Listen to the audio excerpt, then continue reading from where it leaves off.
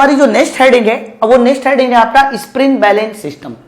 यानी जैसे मैंने सिंपल पेंडुलम में देखा था टाइम पीरियड का फॉर्मूला क्या आया था ना, वैसे मुझे स्प्रिंग टेस्ट में भी देखना है टाइम पीरियड का फॉर्मूला क्या आया है। ठीक है ना, ये चीज बड़ी इंपॉर्टेंट है, आपके एग्जाम में डेफिनेटली इससे क्वेश्चन जरूर आएगा। लेकिन स्प्रिंग बैलेंस सिस्टम को समझने से पहले मुझे एक हेडिंग जरूर समझनी चाहिए। पहले मैं वो हेडिंग समझ लेता हूं, उस हेडिंग का नाम है स्टिफनेस। पहले मैं स्टिफनेस समझ लेता हूं, स्टिफनेस होती क्या है। हिंदी में इसको बोलते हैं भाई साहब कड़ापन। क्या बोला जाता है? कड़ापन। तो बहुत ध्यान से सुनना क्या होती है स्टिफनेस। मान लीजिए आपके सामने मैंने आपको ये स्प्रिंग दिखाई, ये कोई स्प्रिंग है, ये कोई स्प्रिंग है, ठीक है। जब स्प्रिंग पे कोई भी लोड नहीं लगाया जाएगा उस समय जो स्प्रिंग की लंबाई होती है ना, उस लंबाई को बोला जाता है फ्री लेंथ। अभी स्प्रिंग की लंबाई फ्री लेंथ है, लेकिन जैसे ही यहां नीचे मैं एक लोड लटकाऊंगा, मान लीजिए ये जो मैंने लोड लटकाया, ये लोड सर W न्यूटन का है। कितने न्यूटन का है? W न्यूटन का। मैंने लोड को डायरेक्ट W बोला है, चाहता तो मैं इसको mg भी शो करता सकता था, लेकिन मैंने डायरेक्ट लोड को W शो ऑफ किया। जैसे ही मैं ये लोड W लटकाऊंगा ना, तो लटकाने के बाद ये जो मेरी स्प्रिंग है ना, ये हल्की सी खींच जाएगी। ये स्प्रिंग मेरी हल्की सी खींच जाएगी। तो मैंने खिंचावदार स्प्रिंग का डायग्राम भी बना दिया कि जैसे ही लोड लटकाया जाएगा तो स्प्रिंग जो मेरी खींच जाएगी। कितनी खींच जाएगी, उस खींच जाने को रिप्रेजेंट करने के लिए मैंने क्या किया, दूसरा वाला डायग्राम बनाया। तो पहला वाला जो डायग्राम है ना, ये पहला वाला डायग्राम वो डायग्राम है जिसमें मैंने जस्ट लोड को लटकाया, यानी लोड लटकाने के जस्ट पहले का डायग्राम। और जैसे ही मैंने लोड लटका दिया तो लोड लटकाने के बाद देखिए स्प्रिंग मेरी खींच जाएगी। मान लीजिए मेरी कितनी स्प्रिंग खींचेगी, तो ये मैंने स्प्रिंग का जो खिंचाव है ना, ये खिंचाव मैंने x कह दिया। ठीक है, ये बताइए जैसे ये स्प्रिंग खींचेगी वैसे स्प्रिंग में एक अपोजिट में रेजिस्टेंस फोर्स डेवलप हो जाता है। ये बात बिल्कुल ठीक उसी जैसी जैसे रबड़ को आप खींचते हो ना, और जैसे ही बल हटाते हो रबड़ देखिए अपने ओरिजिनल शेप में आ जाती है। ये ओरिजिनल शेप में आना ही, ध्यान दीजिएगा, ये ओरिजिनल शेप में आना ही आपका कह सकते हो इलास्टिसिटी कहलाता है। तो अपोजिट डायरेक्शन में रेजिस्टेंस फोर्स डेवलप होगा, अपोजिट डायरेक्शन में रेजिस्टेंस फोर्स डेवलप होगा, तो वो रेजिस्टेंस फोर्स मैंने F मान लिया।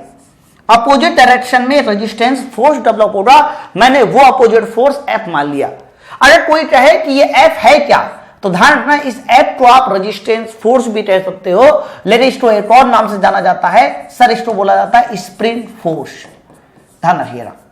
तो ये जो रेजिस्टेंस फोर्स F है सर, इसी का नाम स्प्रिंग फोर्स है। अच्छा, कई लोग ये बताते हैं कि नीचे की ओर जो सर वेट काम करेगा, नीचे की ओर जो वेट W काम करेगा, और ये जो रेजिस्टेंस फोर्स F है ये बराबर होना चाहिए। बिल्कुल सही बात है, बराबर होना चाहिए। लेकिन ध्यान रखना बहुत सारे केस ऐसे भी आते हैं जिसमें वेट और रेजिस्टेंस फोर्स बराबर नहीं होता, स्प्रिंग फोर्स बराबर नहीं होता, मैं आपको बता दूं। लेकिन जनरली आप लोगों के लेवल में जो सवाल आएगा उसमें वेट और ये F आपस में बराबर होगा। अब सवाल ये है कि सर क्या होती है स्टिफनेस। अब मुझे स्टिफनेस समझा दीजिए क्या होती है स्टिफनेस। तो ध्यान रखना स्टिफनेस का मतलब होता है कड़ापन, स्टिफनेस, और इसको जो रिप्रेजेंट करते हैं वो रिप्रेजेंट करते हैं K से। तो ध्यान रखिएगा जो K का फॉर्मूला होता है, स्टिफनेस का फॉर्मूला होता है, वो होता है रेजिस्टेंस फोर्स या फिर आप स्प्रिंग फोर्स भी कह सकते हो, और पर यूनिट डिस्प्लेसमेंट, मतलब इकाई विस्थापन डेवलप करने के लिए आपने ये जो इकाई विस्थापन डेवलप किया, इस इकाई विस्थापन में जितना भी रेजिस्टेंस फोर्स आएगा, जितना भी स्प्रिंग फोर्स आएगा सर, वही मेरा कह सकते हो K का फॉर्मूला बनेगा। ठीक है, बट ये जो आपका रेजिस्टेंस फोर्स F आएगा वो लगाया जाए एक्सटर्नल लोड के बराबर आएगा, मतलब W के बराबर आएगा। और जैसे ही बराबर कर दोगे तो K का मैं ये भी फॉर्मूला बोल सकता हूं, K का मैंने ये भी फॉर्मूला बोल सकता हूं W/X। तो मैं K के दोनों फॉर्मूले इस्तेमाल कर सकता हूं, इस बात को ध्यान रखना। लेकिन हमेशा ये याद रखना स्टिफनेस का जो फॉर्मूला होता है उसमें जो सही चीज होती है, सही चीज ध्यान रखना ऊपर जो होती है सर वो स्प्रिंग फोर्स होता है। ठीक है, ये बात बिल्कुल ठीक उसी जैसी है जैसे कि प्रतिबल का कुछ लोग फॉर्मूला पढ़ते हैं फोर्स अपॉन एरिया, और कुछ लोग पढ़ते हैं रेजिस्टेंस फोर्स अपॉन एरिया। लेकिन फोर्स अपॉन एरिया सही फॉर्मूला नहीं होता प्रतिबल का, स्ट्रेस का, ये ध्यान रखिएगा। स्ट्रेस का सही फॉर्मूला होता है रेजिस्टेंस फोर्स अपॉन एरिया। उसी तरह से ध्यान रखना यहां स्टिफनेस का जो सही फॉर्मूला होता है वो रेजिस्टेंस फोर्स अपॉन डिस्प्लेसमेंट होता है। लोड अपॉन डिस्प्लेसमेंट ये बाद की बात है, ये तब होगा जब ये F हमारा रेजिस्टेंस फोर्स और W बराबर होंगे। लेकिन कई सारे केस ऐसे भी आते हैं जिसमें बराबर नहीं होता ना, तो ये बराबर होने के बाद आया नीचे वाला फॉर्मूला। लेकिन सही फॉर्मूला याद रखना, रेजिस्टेंस फोर्स और नीचे हमारा डिस्प्लेसमेंट। आगे बात करते हैं हमारा K की मात्रा की। आगे बात करते हैं हम लोग K की मात्रा की। K का मात्रा क्या होना चाहिए, यूनिट क्या होनी चाहिए। तो भाई ऊपर फोर्स है न्यूटन और नीचे डिस्प्लेसमेंट है। तो भाई ये जो स्प्रिंट है डिस्प्लेसमेंट x हुआ है, ये मीटर में भी हो सकता है, mm में भी हो सकता है, सेंटीमीटर में भी हो सकता है। तो आप इसका मात्रा न्यूटन पर मीटर भी कह सकते हो, आप इसका मात्रा न्यूटन पर सेंटीमीटर भी कह सकते हो, या फिर न्यूटन पर mm भी बोला जा सकता है। ये आपकी बात है, ठीक है। तो ये जो टर्म आया ना स्टिफनेस, बड़ा इंपॉर्टेंट टर्म है, इस बात पर ध्यान रखिए, बहुत ज्यादा इंपॉर्टेंट है। मैं डेफिनेशन फिर से बोल दूं कि यूनिट डिस्प्लेसमेंट पैदा करने के लिए, ये यूनिट डिस्प्लेसमेंट में आने वाला रेजिस्टेंस फोर्स, आने वाला या स्प्रिंग फोर्स आपका स्टिफनेस कहलाता है, ठीक है। ये दोनों फॉर्मूले याद रखिएगा, ठीक। चलिए अब यहीं से मैं बात करूंगा, यहीं से मैं स्प्रिंग बैलेंस सिस्टम आपको समझाऊंगा। स्प्रिंग बैलेंस सिस्टम का मतलब क्या होता है। स्प्रिंग बैलेंस सिस्टम का मतलब ये होता है कि सर मान लीजिए मेरे पास फिर से वही स्प्रिंग है, मान लीजिए मेरे पास फिर से वही स्प्रिंग है और इस स्प्रिंग के नीचे मैंने एक लोड लटका दिया। सर ये लोड है, लेकिन इस लोड को मैंने इस बार द्रव्यमान के फॉर्म में लिया, ठीक है। द्रव्यमान के फॉर्म में इसलिए लिया क्योंकि जो भी फॉर्मूला मेरा प्रूफ होगा वो द्रव्यमान के पदों में प्रूफ होगा, इसलिए द्रव्यमान के पदों में लिया। तो जैसे मैं द्रव्यमान लटकाऊंगा तो लटकाने के बाद पता क्या होगा, ये द्रव्यमान की वजह से जो स्प्रिंग है वो थोड़ा सा नीचे खींच जाएगी। कितना नीचे खींचती, कितना नीचे आई, उस नीचे वाले को मैंने अपनी तरफ से बोल दिया कि कितना नीचे आई।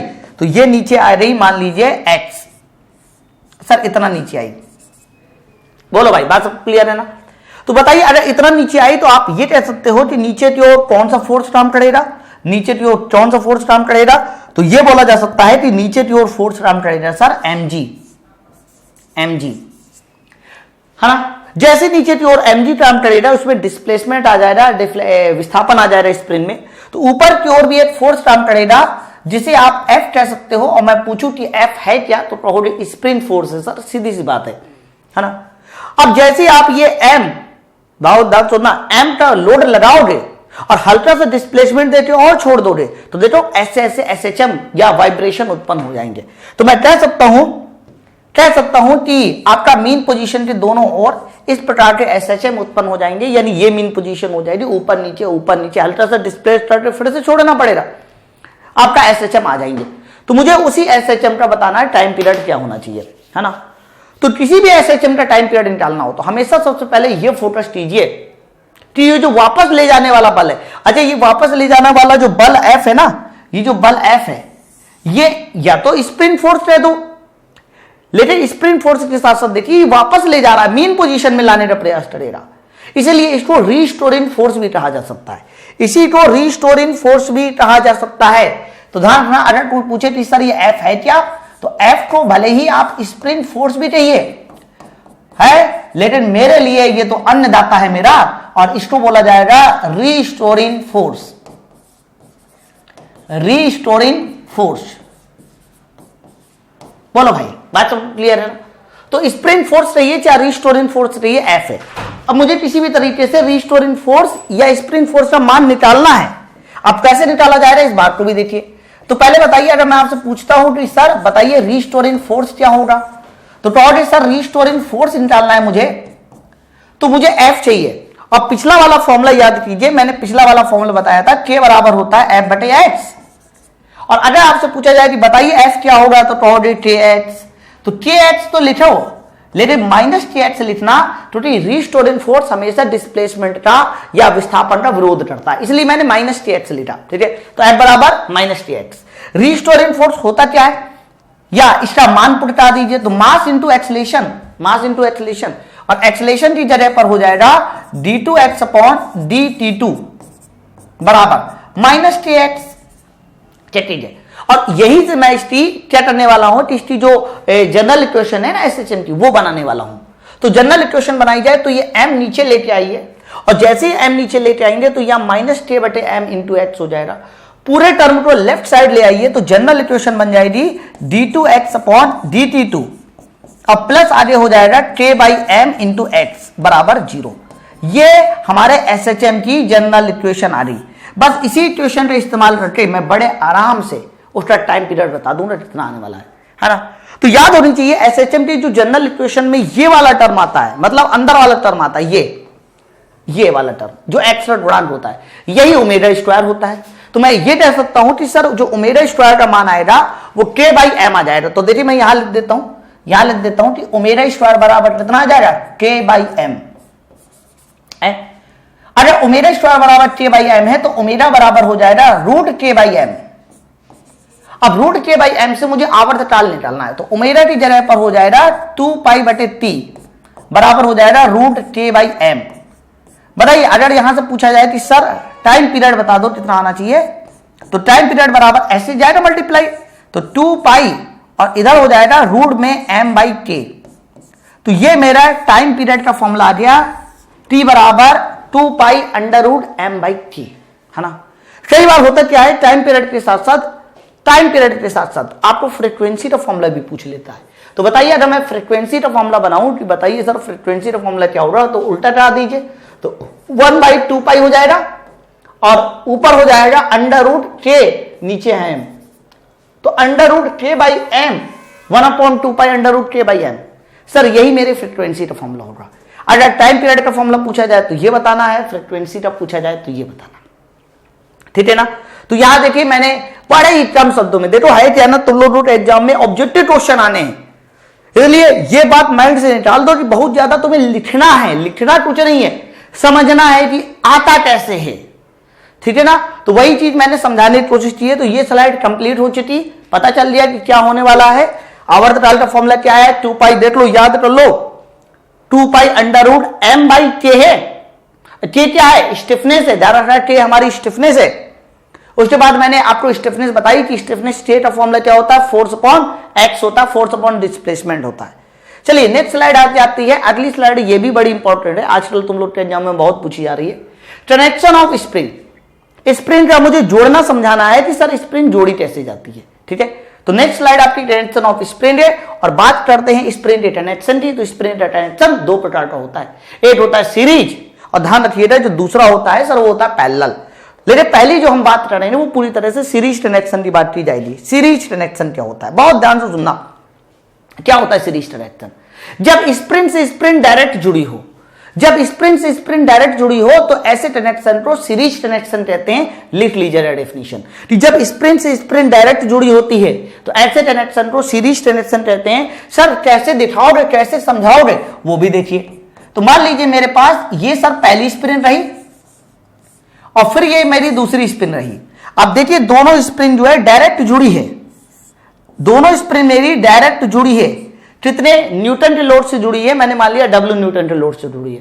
तो ये पहली वाली स्प्रिंग हो गई और सर ये दूसरी वाली स्प्रिंग हो गई। दोनों स्प्रिंग देखिए आपस में डायरेक्ट जुड़ी है, इनके बीच में कोई और तीसरा नहीं आया।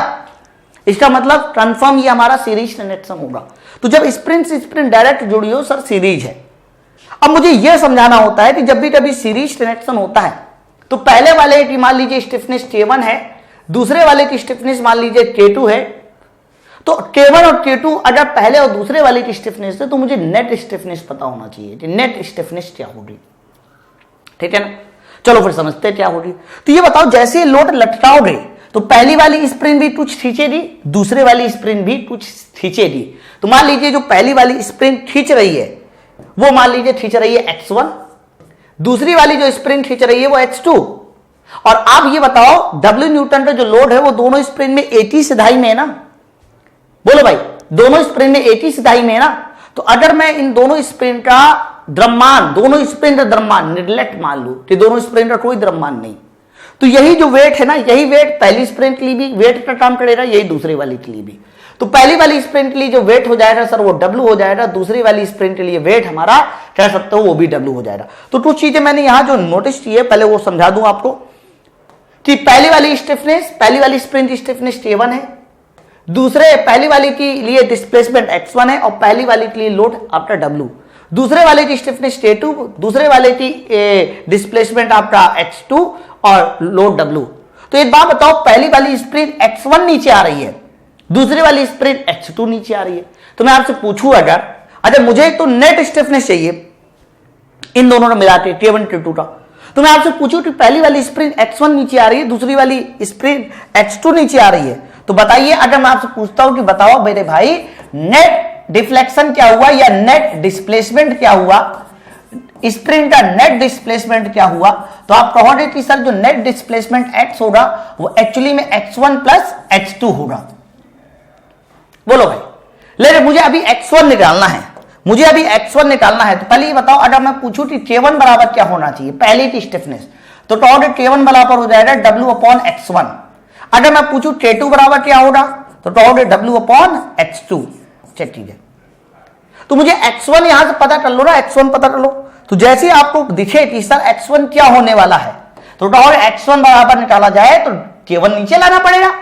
तो x1 बराबर हो जाएगा भाई साहब W अपॉन K1, x2 बराबर हो जाएगा W अपॉन K2। अब देखो यहां से x2 W upon K2। Sir ये x क्या है, x है नेट डिस्प्लेसमेंट। तो भाई अगर नेट डिस्प्लेसमेंट है तो इस x की जगह पर नेट W और बटे नेट स्टिफनेस भी लिखा जा सकता है। समझ पा रहे हैं ना। तो मैंने क्या किया, x1 x2 का मान यहां से रखा और ये जो x नेट डिस्प्लेसमेंट था इसकी जगह पे मैंने नेट W बटे नेट स्टिफनेस रख दिया। तो जैसे ही आपने ये वैल्यू पुट की तो आपको एक चीज दिखाई दे रही होगी, तो W W कॉमन होके कैंसिल हो जाएगा दोनों से। तो बताइए फॉर्मूला क्या आ गया, 1/k बराबर 1/k1 प्लस 1/k2। यानी उल्टा करा के जोड़ दीजिए, उल्टा करा के जोड़ दीजिए, ये मेरा कह सकते हो फॉर्मूला आ जाता है नेट स्टिफनेस याद करने का फॉर अ सीरीज कनेक्शन। ठीक है, एक्चुअली में ये रेजिस्टेंस का उल्टा है। याद करो रेजिस्टेंस में R1 प्लस R2 हो जाता था और पैरेलल में सीरीज में, और रेजिस्टेंस के पैरेलल में उल्टा होकर जोड़ता है। तो यहां सीरीज में ही उल्टा होकर जोड़ना है, इस बात को ध्यान रखिएगा। अगर मैं यहां से K का डायरेक्ट फॉर्मूला पूछूं कि बताइए K का डायरेक्ट फॉर्मूला क्या होगा, तो एलसीएम लेकर ऊपर भेज दीजिए। तो जैसे ही एलसीएम लेकर ऊपर भेजेंगे तो डायरेक्ट फॉर्मूला हो जाएगा K1 K2 और डिवाइड बाय हो जाएगा K1 प्लस K2। तो ये मेरे स्टिफनेस का डायरेक्ट फॉर्मूला हो जाएगा। लेकिन ये फॉर्मूला केवल 2 के लिए वैलिड है, नीचे वाला 3 के लिए नहीं। आप ये मत सोचो 3 के लिए K1 K2 K3 नीचे K1 प्लस K2 गलत हो जाएगा। ठीक है ना। तो आपको बस याद रख रहा है कि सीरीज कनेक्शन के लिए जो भी मेरी नेट स्टिफनेस होगी 1/k बराबर 1/k1 प्लस 1/k2, सीधी सी बात है। ठीक है, बोलो भाई बात सब क्लियर है ना। इसी तरीके से मुझे आप समझना है कि सर पैरेलल कनेक्शन क्या होता है, इसी तरह से मुझे पैरेलल कनेक्शन समझना है। तो सुनो ध्यान से, जब दो स्प्रिंग डायरेक्ट कॉन्टैक्ट से ना जुड़ी हूं, डायरेक्ट कॉन्टैक्ट से ना जुड़ी होने का मतलब यह है, डायरेक्ट कॉन्टैक्ट से ना जुड़ी होने का मतलब यह है भाई साहब ध्यान देना, कि इन दोनों स्प्रिंग के बीच में हमारा एक लोड आ जाए, दोनों स्प्रिंग के बीच में एक लोड आ जाए। तो जब भी कभी दोनों स्प्रिंग के बीच में एक लोड आ जाता है ना सर, इसका मतलब है कि ये दोनों स्प्रिंग जो है डायरेक्ट कॉन्टैक्ट से नहीं जुड़ी। बताओ, ये मान लीजिए तुम्हारी पहली वाली स्प्रिंग हो गई, ये मान लीजिए तुम्हारी दूसरी वाली स्प्रिंग हो गई, क्या दोनों स्प्रिंग डायरेक्ट जुड़ी है? कहां जुड़ी है डायरेक्ट? बीच में लोड नहीं आ गया। तो जब बीच में लोड आ जाए तो समझ जाना कि सर ये मेरा पैरेलल कनेक्शन है। हालांकि इसके एग्जाम्पल आप बहुत देखते हो, मैं आपको बताऊं, साइकिल की रद्दी देखिए, साइकिल की रद्दी, तो साइकिल की रद्दी में भी देखिए ऐसी ऐसी 2 स्प्रिंग लगी होती है और ऊपर जो है इस तरीके से रद्दी लगी होती है, ऊपर इस तरह से रद्दी लगी होती है ऐसे, है ना। तो वो भी पैरेलल कनेक्शन होती है। बाइक के शॉर्टर्स देखिए, बाइक में जो आपकी बाइक होती है उधर देखिए एक तरफ ऐसे शॉर्टर, एक तरफ ऐसे, वो भी दोनों अलग अलग है और बीच में लोड है। तो बाइक के शॉर्टर्स हो गए, साइकिल की रद्दी में लगी वाली स्प्रिंग हो गई, सर ये सारी की सारी स्प्रिंग जो है ध्यान रखिएगा पैरेलल कनेक्शन में जोड़ी जाती है, पैरेलल कनेक्शन में। ठीक है, सवाल ये है कि अगर मुझे पैरेलल कनेक्शन में जोड़ा दिया है तो भाई ये बताओ पैरेलल कनेक्शन में क्या करते हैं। ये पहली वाली स्प्रिंग है ना, मैं यहां लिख देता हूं इसका पहला नंबर, यहां लिख देता हूं, ये पहली वाली स्प्रिंग है। तो पहली वाली स्प्रिंग के लिए अगर मैं स्टिफनेस को K1 मान लेता हूं और पहली वाली, अब देखो भाई जब लोड लगेगा समझना, तो दोनों की दोनों स्प्रिंग साथ साथ नीचे आएंगी ना, और नहीं भी आएंगी तो मैं ऐसा मान के चलूंगा कि साथ साथ नीचे आ रही है, तभी ये प्रूफ भी हो पाएगा। तो जब दोनों स्प्रिंग साथ साथ नीचे आएगी मतलब लोड की जो बाद वाली पोजीशन होगी, लोड की जो बाद वाली पोजीशन होगी वो कुछ ऐसी होगी, लोड की बाद वाली पोजीशन सर कुछ ऐसी होगी, ये ऐसी होगी। कितना नीचे आ रही, मान लीजिए ये x नीचे आ रही है, तो लोड की बाद वाली पोजीशन सर कुछ ऐसी होगी, चेक कीजिए यहां तक, ये लोड की बाद वाली पोजीशन है। तो मैं ऐसा कर सकता हूं कि ये पोजीशन से पता चलता है कि दोनों स्प्रिंग का जो डिस्प्लेसमेंट आएगा वो x आएगा, है ना। तो पहली स्प्रिंग के लिए K1, दूसरे स्प्रिंग के लिए K2, डिस्प्लेसमेंट दोनों का X, लेकिन लोड अलग अलग हो जाएंगे। पहली स्प्रिंग में अलग लोड आएगा, दूसरी स्प्रिंग में अलग लोड आएगा। पता है क्यों? क्योंकि देखो भाई, K बराबर फॉर्मूला हुआ F बटे X या W बटे X, X दोनों का सेम है और K दोनों का अलग अलग है, तो K अलग अलग है तो W भी तो अलग अलग आएगा ना।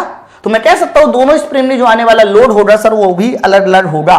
तो इसके लिए मान लीजिए W1 आया और इसके लिए कितना आया, W2 आया, ठीक है। लेकिन ये तो श्योर है, ये तो श्योर है, इन दोनों का जो योगफल होगा ना W1 प्लस W2 वो टोटल W के बराबर होगा। आप ऐसे समझिए, अगर किसी भारी सामान को आप दो दोस्त पकड़े हुए हैं, वो भारी सामान मान लीजिए 50 किलोग्राम का है, तो अगर एक दोस्त ने 20 किलोग्राम का ताकत लगा रखी है तो दूसरा दोस्त 30 किलोग्राम की ताकत लगाएगा ना, ताकि 20 और 30 मिला के 50 हो जाए, है। तो सीधी सी बात ये हो रही कि अगर ये लोड 50 किलोग्राम का है और एक ने 20 किलोग्राम का रेजिस्टेंस दिखाया तो दूसरा 30 किलोग्राम का दिखाएगा, है। तो साफ साफ बता सकते हैं कि चित्र से जो भी आपका W1 प्लस W2 होगा वो ध्यान रखिएगा टोटल लोड के बराबर होगा, जिसे आप W कह सकते हो। लेकिन मुझे अभी W1 का मान चाहिए और W2 का मान चाहिए, तो बताइए अगर मैं पूछूं कि यहां K1 बराबर कितना होना चाहिए, तो टोटल K1 बराबर हो जाएगा सर W1 अपॉन X, ठीक है भाई, K बराबर F बटे X है। और यहां अगर पूछा जाए कि सर यहां बताइए K2 बराबर कितना होगा, तो टोटल W2 बटे X दोनों का सेम है, ये श्योर एकदम। तो K1 बराबर W1 बटे X, K2 बराबर W2 बटे X। अगर दोनों की दोनों वैल्यू यहां पुट कर दें तो W1 बराबर हो जाएगा, W1 का मान रखना है तो ऐसे मल्टीप्लाई हो जाएगा, तो हो जाएगा K1 इंटू X बराबर प्लस W2 का मान वहां से निकालिए तो K2 इंटू X बराबर, सर ये W क्या है, W तो नेट W है। तो अगर बताइए अगर मैं नेट W की बात करूं तो नेट W का मतलब हो जाएगा सर नेट स्टिफनेस और डिस्प्लेसमेंट तो सर X ही रहेगा, है ना। तो नेट स्टिफनेस नेट डिस्प्लेसमेंट आप साथ साथ देख पा रहे हैं कि कॉमन होके सर X कट जाएगा, तो जो नेट स्टिफनेस K का फॉर्मूला आ गया वो आ गया K1 प्लस K2, देख लीजिए।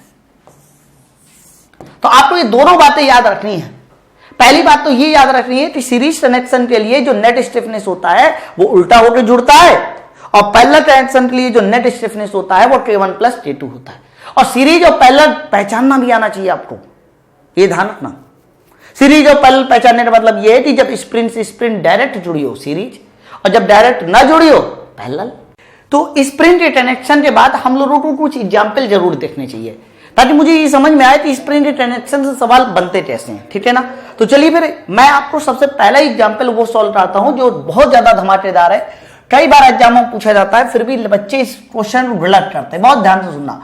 मान लीजिए मेरे पास ये मेरी रही पहली स्प्रिंग, और पहली स्प्रिंग के बीच में मैंने ये लोड लगा दिया, और ये रही मेरी दूसरी स्प्रिंग। अब सवाल ये है मेरा कि अगर ये पहली स्प्रिंग की जो स्टिफनेस है वो K1 है और दूसरे स्प्रिंग की जो स्टिफनेस है K2 है, तो बताइए इसकी जो नेट स्टिफनेस होगी सर वो कितनी होगी। पहला एग्जाम्पल है। तो ऐसे सवालों में क्या होता है कि बच्चा पहले यही नहीं समझ पाता कि सर ये कनेक्शन मेरा सीरीज है कि पैरेलल है। तो सबसे पहले तो आपको यही समझना चाहिए। तो मैंने सीरीज और पैरेलल ये पढ़ाया कि जब स्प्रिंग से स्प्रिंग जुड़ी हो तो सीरीज, और स्प्रिंग से स्प्रिंग डायरेक्ट ना जुड़ी हो, बीच में लोड आ जाता है तो पैरेलल, है ना। तो बताइए पहले स्प्रिंग से स्प्रिंग डायरेक्ट नहीं जुड़ी ना, बीच में लोड आ गया ना, कहां जुड़ी है स्प्रिंग से स्प्रिंग? जब स्प्रिंग से स्प्रिंग जुड़ी होती तब सीरीज होता ना। तो स्प्रिंग से स्प्रिंग नहीं जुड़ी, बीच में लोड आ गया, इसका मतलब सर ये पैरेलल है। अब भाई ये पैरेलल है तो कंफर्म जो नेट स्टिफनेस होगी पैरेलल के केस में सर वो होती है K1 प्लस K2। तो यहां जो आंसर आने वाला है नेट स्टिफनेस का पहले क्वेश्चन का पहले एग्जांपल का वो K1 प्लस K2 आने वाला है, ठीक है। चलिए फिर दूसरा एग्जांपल देखते हैं। एग्जांपल नंबर सेकंड, बहुत ध्यान से देखिएगा। एग्जांपल नंबर सेकंड क्या है, हर एग्जांपल को मैं आपको सॉल्व करा दूंगा, लगभग हर एग्जांपल को।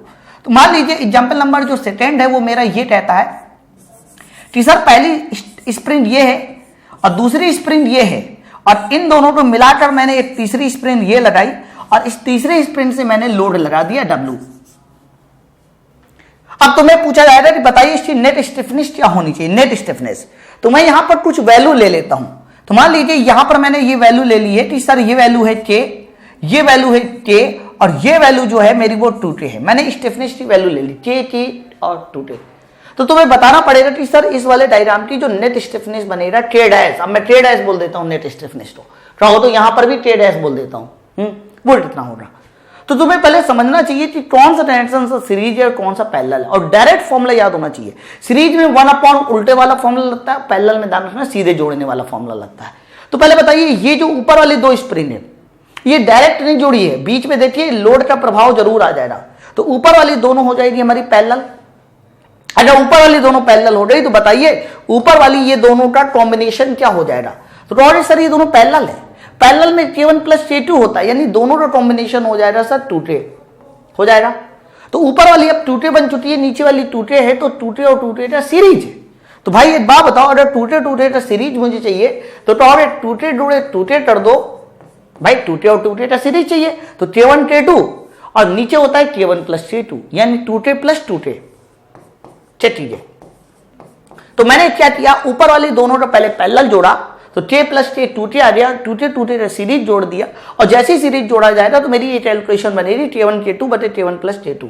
तो ऊपर भाई आ गया यहां पर 4K स्क्वायर और नीचे आ जाएगा 4K। तो जैसे ही 4K स्क्वायर और नीचे हमारा 4K आ गया तो देखिए 4 से 4 कैंसिल, K से K कैंसिल, तो जो नेट स्टिफनेस आ रही सर वो K के बराबर आ रही। सवाल की सर जो नेट स्टिफनेस होगी वो K के बराबर होगी। कैसा भी डायग्राम कैसा भी एग्जाम्पल आ सकता है। कुछ और एग्जाम्पल मैं सॉल्व करता हूं, आगे देखिएगा कुछ और एग्जाम्पल है मेरे पास, ध्यान से सुनिएगा। अगला एग्जाम्पल मेरा क्या है, तो अगला एग्जाम्पल मान लीजिए मैंने कहा कि मेरे पास सर ये कॉम्बिनेशन है, कुछ पहली स्प्रिंग ये मेरी दूसरी स्प्रिंग हो गई, इनके बीच में एक लोड लगा दिया गया है और इसके बाद एक और स्प्रिंग है और फिर ये स्प्रिंग है ऐसे, ठीक है। और कहा जा रहा है कि सर इस वाले डायग्राम की मुझे नेट स्टिफनेस बताइए, नेट स्टिफनेस। और मान लीजिए मैं सवाल में कह देता हूं कि ये भी K है, ये भी K है, ये भी K है, ये भी K है, और बताइए नेट स्टिफनेस क्या होनी चाहिए, ठीक है। तो बताइए इसकी नेट स्टिफनेस कैसे निकालो, तुम्हें जोड़ना आना चाहिए। तो पहले बताओ अगर ऊपर वाली ये दोनों पूछी जाए तो ये दोनों बताओ कैसी है, तो ये दोनों सर पैरेलल है, ये दोनों भी नीचे वाली भी पैरेलल है, चेक कीजिए। तो अगर ऊपर वाली दोनों पैरेलल है तो पैरेलल का समेशन हो जाएगा 2K और यहां पैरेलल का समेशन हो जाएगा 2K। यानी इसके बाद अगर मैं कहूं कि इसके बाद सर डायग्राम क्या बनना चाहिए, तो डायग्राम इसके बाद कुछ ये बनेगा, कुछ ये बनेगा डायग्राम, कुछ ये बनेगा डायग्राम, ये बनेगा। ऊपर वाली का जो नेट आ गया सर वो 2K आ गया है, नीचे वाली का नेट हमारा 2K आ चुका है। अब मुझे नेट इन दोनों में भी नेट चाहिए ना, तो पहला वाला एग्जाम्पल मेरा इसी बात को तो था। तो ये दोनों देखिए पैरेलल डायरेक्शन में है और पैरेलल डायरेक्शन में है तो दोनों हमारी पैरेलल में फिर से जोड़ दीजिए, और जैसे ही दोनों पैरेलल में जोड़ी जाएगी तो जो नेट स्टिफनेस K डैश आएगा वो 2K प्लस 2K यानी आंसर आ जाएगा 4K। बोलो भाई ये 4K मतलब नेट स्टिफनेस इसलिए निकाला जा रहा है ताकि जो हमारा आवर्त काल का फॉर्मूला आया था भाई, टाइम पीरियड का फॉर्मूला क्या आया था, T बराबर 2 pi under root m by K आया था ना, लेकिन अब इस K की जगह पर K डैश रखना पड़ेगा, यानी ये जो वैल्यू आई है ये रखनी पड़ेगी, इस बात को ध्यान रखिएगा। तो जितने भी हमारे आवर्तकाल के फॉर्मूले हैं उसमें हमेशा ध्यान रखना ये जो नीचे K रखा जाता है ना वो नेट स्टिफनेस होती है। नेट स्टिफनेस मतलब मुझे K डैश रखना पड़ेगा, ये बात हमेशा याद रखिएगा, ठीक है। चलिए आगे कुछ और बात करते हैं।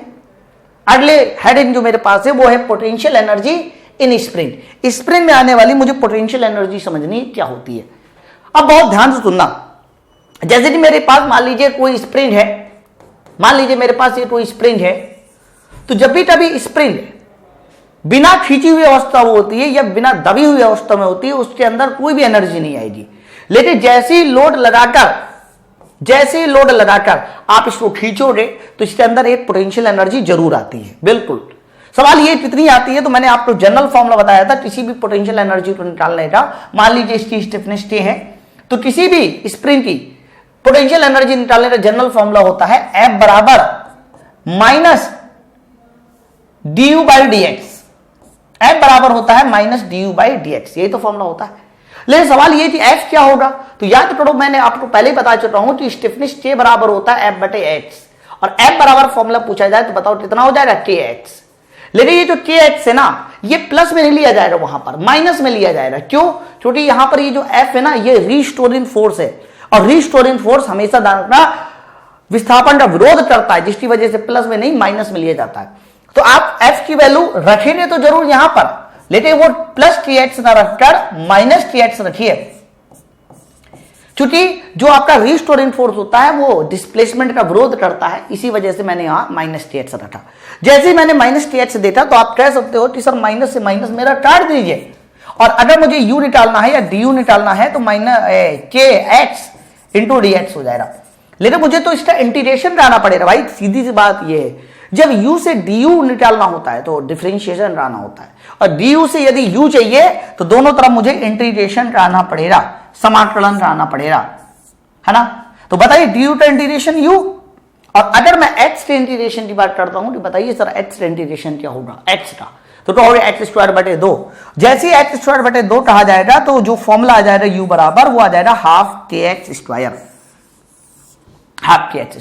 तो स्प्रिंग के अंदर जो स्टोर एनर्जी का फॉर्मूला होता है ना वो ½ होता है। हालांकि k किसी भी स्प्रिंग में कांस्टेंट होता है, ध्यान रखना। तो आप ये कह सकते हो कि जो भी सर पोटेंशियल एनर्जी है वो x² पर निर्भर करती है, x² पर, यानी x बढ़ाओगे तो पोटेंशियल एनर्जी बढ़ेगी, और x डबल करोगे तो पोटेंशियल एनर्जी 4 गुनी होगी, 2 का स्क्वायर 4 हो जाएगा ना। क्लियर है ना, बोलो भाई, बात सब क्लियर है ना। तो ये आपको फंक्शन पता होना चाहिए, ठीक। चलिए, पोटेंशियल एनर्जी इन स्प्रिंग हो गया u बराबर ½ इस पर बहुत प्यारा एक क्वेश्चन आता है, मैं वो क्वेश्चन पहले आपको सॉल्व करा देता हूं, बहुत ध्यान से देखिएगा, बहुत बढ़िया क्वेश्चन है ये, बहुत ध्यान से सुनना, बहुत प्यारा क्वेश्चन है, ठीक है। आई होप आपको ये क्वेश्चन दिखाई दे रहा होगा। क्वेश्चन देखिए क्या लिखा हुआ है, यदि 2 किलोग्राम की एक द्रव्यमान 2 मीटर की ऊंचाई से स्प्रिंग पर गिराया जाता है, ठीक है सर। मतलब ये है सवाल कि मेरे पास एक स्प्रिंग है सर, ये मान लीजिए स्प्रिंग हो गई, ये स्प्रिंग हो गई, और इस स्प्रिंग पर 2 किलोग्राम का एक द्रव्यमान है, 2 किलोग्राम का एक द्रव्यमान है 2 kg का। सर ये 2 मीटर की ऊंचाई से गिराया जाता है, कितने मीटर की ऊंचाई से गिराया जाता है, 2 मीटर की ऊंचाई से गिराया जाता है, ठीक है सर। 2 किलोग्राम का द्रव्यमान 2 मीटर की ऊंचाई से एक स्प्रिंग पर गिराया जाता है, जिससे स्प्रिंग कितना सेंटीमीटर दब जाती है भाई साहब, 20 सेंटीमीटर दब जाती है। स्प्रिंग जो दब जाती है वो कितना दब जाती है सर, ये दब जाती है 20 सेंटीमीटर, यानी इतना दब जाती है। और ये लंबाई कितनी है, तो ये लंबाई है 20 सेंटीमीटर, ध्यान दीजिएगा, ये लंबाई 20 सेंटीमीटर है। तो बोला जा रहा है स्प्रिंग का कड़ापन कितना होगा, कड़ापन चाहिए या फिर स्टिफनेस चाहिए, एक ही बात है। तो मुझे स्प्रिंग की बतानी है सर, स्टिफनेस क्या होनी चाहिए, बहुत बढ़िया सवाल है। एक्चुअली भी जो सवाल सॉल्व हो रहा है ना, ये एनर्जी कंजर्वेशन से सॉल्व हो रहा है। एनर्जी कंजर्वेशन क्या कहता है कि यदि एक एनर्जी कम हो रही है तो दूसरी एनर्जी कन्फर्म बढ़ेगी। अब एक बात बताइए, अगर ये द्रव्यमान ऊपर से नीचे आ रहा है तो इसकी एनर्जी कम होगी। कौन सी एनर्जी कम होगी सर, स्थितिज ऊर्जा कम होगी, और वही स्थितिज ऊर्जा स्प्रिंग की ऊर्जा में बदल जाएगी, वही स्थितिज ऊर्जा स्प्रिंग की ऊर्जा में बदल जाएगी। तो मैं कुछ वैल्यू ले लेता हूं, मान लेता हूं कि ये जो ड्राया जाता है, ये ड्राया जाता है h बराबर 2 मीटर से, और स्प्रिंग कितना दबती है 20 सेंटीमीटर, इसको मैंने अपनी तरफ से x ले लिया, और ये जो द्रव्यमान है ना, इस द्रव्यमान को मैंने 2 किलोग्राम कह दिया, ठीक है ना। तो मैं कह सकता हूं कि जब ये द्रव्यमान नीचे आएगा तो द्रव्यमान की जो ऊर्जा में कमी आएगी सर वो होगी mg h। भाई h तो नीचे आएगा ही आएगा 2 मीटर, लेकिन भाई ये 20 सेंटीमीटर दबा है, मतलब x दबा है, तो द्रव्यमान भी तो x नीचे आएगा ना। तो द्रव्यमान टोटल कितना आएगा mg h प्लस x। ये वह ऊर्जा है जो द्रव्यमान की ऊर्जा में कमी आएगी या द्रव्यमान की स्थितिज ऊर्जा में कमी आएगी mg h प्लस x, और यही ऊर्जा तो तुम्हें बराबर करना पड़ेगा स्प्रिंग की एनर्जी के बराबर, यानी ½ के बराबर करना पड़ेगा। बोलो भाई, बात सब क्लियर है ना। चलिए वैल्यू पुट करा देते हैं। तो m का मान कितना बोला जा रहा है सर, 2 किलोग्राम है, g की वैल्यू सर 10 है। रही बात h, अब भाई देखो h मीटर में है जबकि x सेंटीमीटर में है, तो दोनों को सेम यूनिट बना लो। अगर सेम यूनिट नहीं बनाया तो सवाल गड़बड़ हो जाएगा, है। चलिए मीटर सेंटीमीटर को बना लेते हैं। तो भाई ये बताओ 20 सेंटीमीटर को क्या मैं 0.2 मीटर भी कह सकता हूं, 100 से डिवाइड कर दिया। तो जैसे 0.2 कहूंगा तो ये इसके साथ जोड़ दीजिए, तो आपका ये 2 और ये 0.2 h प्लस x हो गया बराबर हाफ। k की वैल्यू मुझे चाहिए, और यहां है सर x स्क्वायर, x मतलब 0.2 का स्क्वायर, तो यहां पर हो जाएगा 0.2 का स्क्वायर। तो वैल्यू देखिए मैंने सारी पुट करा दी, बाकी कैलकुलेशन करना है, कोई खास बड़ी बात नहीं है। अब बहुत ध्यान से देखना, 2 इधर आएगा तो 20 दूनी 40, ये योगफल कितना हो जाएगा 2.2 बराबर हाफ। और रही बात अगर 0.2 के स्क्वायर की, तो 0.2 का जो स्क्वायर हो जाएगा वो 0.04 हो जाएगा, k की वैल्यू रहेगी 0.04 हो जाएगा, ठीक, थोड़ा और सॉल्व कराते हैं, थोड़ा सा और जोर लगाते हैं सॉल्व कराने के लिए। तो जैसे ही मैं पॉइंट हटाऊंगा तो नीचे 100 आ जाएगा, ये वाला पॉइंट कैंसिल वैसे ही हो जाएगा। तो देखना बड़े ध्यान से, बहुत ट्राई जैसा 4 बचा, 4 से ये कैंसिल हो जाएगा 10 बार, और 10 गुणे 2 किया जाएगा 2.2, तो 22 हो जाएगा, और 22 दूनी हमारा हो जाएगा 40। तो मैं ये कह सकता हूं कि सर इधर जाएगा, बहुत ध्यान से देखना, 22 और 22 दूनी 44, और 44 के साथ साथ देखिए ये 100 और आएगा, 44 के साथ 100 और आएगा। तो ये जो आंसर आ गया मेरा स्टिफनेस का, वो आ गया 4400। क्योंकि आपने न्यूटन को मीटर, सेंटीमीटर को मीटर बना लिया, तो आंसर आ जाएगा 4400 न्यूटन पर मीटर। ये मेरे स्टिफनेस का फॉर्मूला आ गया, या मान आ गया 4400 न्यूटन मीटर, न्यूटन पर मीटर। तो आपको ये समझ में आया ये सवाल कैसे सॉल्व हुआ। mgh प्लस x मतलब द्रव्यमान की स्थिति ऊर्जा में जितनी कमी हुई उसको हाफ kh स्क्वायर के बराबर कर दिया, सवाल सॉल्व हो गया। ठीक है, चलिए एक और बहुत बेहतरीन कॉन्सेप्ट समझते हैं, बड़ा ही प्यारा कॉन्सेप्ट है ये। कॉन्सेप्ट है कटिंग ऑफ स्प्रिंग। कई बार सवाल आता है कि स्प्रिंग को यदि मैं काट दूं तो उसकी स्टिफनेस पर क्या प्रभाव पड़ेगा। ठीक है, अब बहुत ध्यान से सुनना, ये क्या है।